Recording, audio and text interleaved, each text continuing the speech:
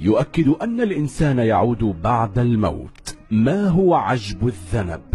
لقد أودع الله جسد الإنسان ما يثبت أنه سيعود للحياة مرة أخرى. سوف نعرض لحضراتكم في هذه الحلقة أن الإنسان لا بد أن يعود للحياة مرة أخرى بعد الموت، فكونوا معنا.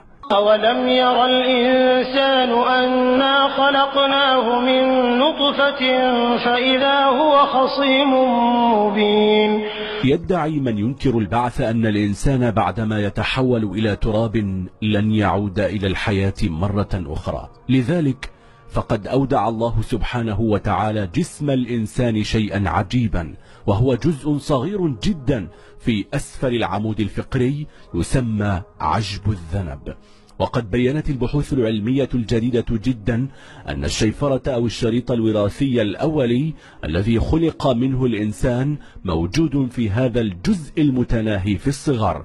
والشيء العجيب أن الإنسان بعد موته يبدأ جسمه في الانحلال والتفكك ويفنى الجسد كله باستثناء عجب الذنب هذا. وقد قام العلماء باختبار هذا الجزء من الإنسان وتعريضه لأقوى العوامل من إشعاعات وسحق وضغط ودرجة حرارة وغير ذلك، فتبين ثبات هذا العجب والحفاظ على تركيبه مهما كانت الظروف.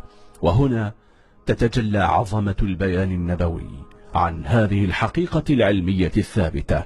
يقول النبي محمد صلى الله عليه وسلم: كل ابن آدم تأكل الأرض إلا عجب الذنب، منه خلق وفيه يركب. رواه البخاري ومسلم وغيرهما. وسبحان الله الذي علم هذا النبي الرحيم صلى الله عليه وسلم. لو لم يكن محمد صلى الله عليه وسلم رسول الله وخاتم أنبيائه، فهل من المنطق العلمي أن يعلم محمد بحقيقة علمية دقيقة لم تنكشف أمام العلماء إلا في نهاية القرن العشرين؟ إن الجزء الذي تحدث عنه رسول الله صلى الله عليه وسلم صغير جدا، والشريط الذي بداخله لا يرى إلا بالمجاهر الإلكترونية المتطورة. وإذا تأملنا الحديث في قوله صلى الله عليه وسلم: منه خلق وفيه يركب، نجد في هذا الكلام العلمي البليغ معجزة علمية. فلولا هذا الشريط الأولي والذي يحمل برنامج الخلق وتطور الإنسان لما نشأ الإنسان، لأن العمليات التي يتم خلالها خلق الإنسان في بطن أمه وتطوره حتى يكبر ثم يموت، فجميع هذه المعلومات موجودة في عجب الذنب، وينقلها لكل خلية من خلايا الإنسان. فإذا ماتت خلايا الإنسان بقي هذا الجزء الصغير محفوظا برعاية الله سبحانه وتعالى، حتى لو تعرض الإنسان لأشد أنواع الضغط والحرارة. وقد قام العلماء حديثا باختبارات على المادة الوراثية الموجودة داخل خلايا الإنسان، وهي ما يسمى ب DNA.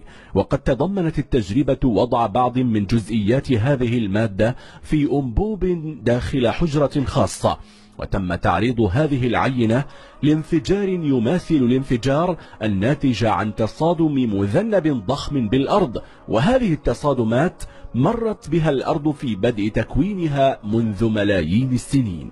إذن تم تعريض هذه المادة الوراثية لأكبر أنواع الضغط والحرارة والأشعة، وكانت النتيجة المذهلة أن هذه المادة لم تتأثر، بل بقيت محتفظة بخصائصها وتركيبها. وقد لاحظ الباحثون بعد هذه التجربة ودراسة العينة بعد الاختبار أن هنالك تغيرا ما في تركيب هذه العينة. إذن يمكن القول إن عجب الذنب مهما تعرض لعوامل فيزيائية ونووية وكيميائية يبقى الشريط الأولي داخله محتفظا بخصائصه، ولكنه يتأثر قليلا ويغير تركيبه، ولكنه لا يفنى أبدا. وهذا ما نجده في قوله صلى الله عليه وسلم: يبلى كل عظم من ابن آدم إلا عجب الذنب. وفيه يركب الخلق يوم القيامة. رواه مسلم. وفي رواية لمسلم نجد قول الحبيب المصطفى صلى الله عليه وسلم: إن في الإنسان عظما لا تأكله الأرض أبدا، فيه يركب يوم القيامة. قالوا: أي عظم هو يا رسول الله؟ قال: عجب الذنب. رواه مسلم.